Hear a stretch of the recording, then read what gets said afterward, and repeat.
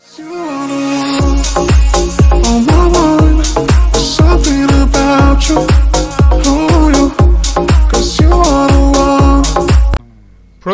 প্রতিষ্ঠান জাজ মাল্টিমিডিয়ার যৌথ প্রযোজনার দুটি ছবি হচ্ছে শাকিব শুভশ্রীর নবাব ও জিৎ শুভশ্রী ও নুসরাত ফারিয়ার বস 2।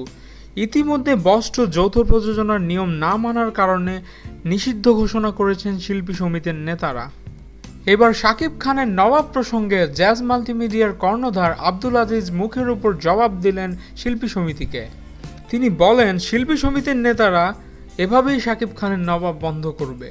জাজ মাল্টিমিডিয়ার অফিসিয়াল স্ট্যাটাসটি দেখুন। বস 2 সিনেমা প্রিভিউ কমিটি দেখে বলেছে, বাংলাদেশ থেকে তেমন কোনো আর্টিস্ট নেওয়া হয় নাই, শুধু নুসরাত ফারিয়া ও অমিত হাসান ছিল। প্রিভিউ কমিটিতে মূলত বিভিন্ন মন্ত্রণালয়ের লোকজন থাকে, আর চলচ্চিত্র থেকে পরিচালক গুলজার সাহেব ও প্রযোজক দিলু ভাই থাকেন। বস 2 সিনেমাতে নিম্নোক্ত শিল্পীরা অভিনয় করেছেন: নুসরাত ফারিয়া, অমিত হাসান, নাদেরা চৌধুরী, সুষমা সরকার, আমিন সরকার, সীমান্ত, শাহেদ আলী, দেলোয়ার, ফারুক, রাজা, কাদের, নেপালি, তাসনিয়া, জেবা, সাজিদ ও জয়। বিভিন্ন মন্ত্রণালয়ের কর্মকর্তাগণ এদের সবাইকে নাও চিনতে পারে, কিন্তু এদের তো গুলজার সাহেবের চেনার কথা। তাহলে উনি কি চিনেও না চেনার ভান করেছে জাজের প্রতিপক্ষের সাথে হাত মিলিয়ে? তাহলে তো উনি নিরপেক্ষতা হারিয়েছেন।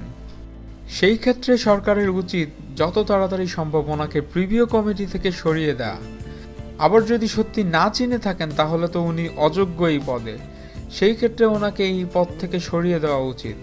মূল কথা, বস 2 যথাযথ নিয়ম মেনেই যৌথ প্রযোজনা হয়েছে, কিন্তু শুধুমাত্র গুলজার সাহেবের অযোগ্যতা অথবা নিরপেক্ষহীনতার কারণেই এই চলমান সমস্যা তৈরি হয়েছে। নবাব সিনেমার ক্ষেত্রেও গুলজার সাহেব একই ঘটনা ঘটাবে। তাই সরকারের কাছে আবেদন, গুলজার সাহেবকে প্রিভিউ কমিটি থেকে অব্যাহতি দেওয়া হোক।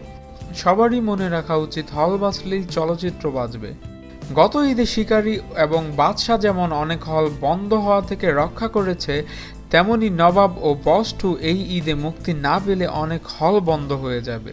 শুধুমাত্র নেতাগিরি করার জন্য দয়া করে হল বন্ধ করবেন না। হল বন্ধ হলে কিন্তু নেতাগিরি করার জায়গা থাকবে না।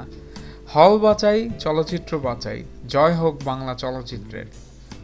শিল্পী সমিতির এমন সিদ্ধান্তের বিষয়ে আপনাদের মতামত কি?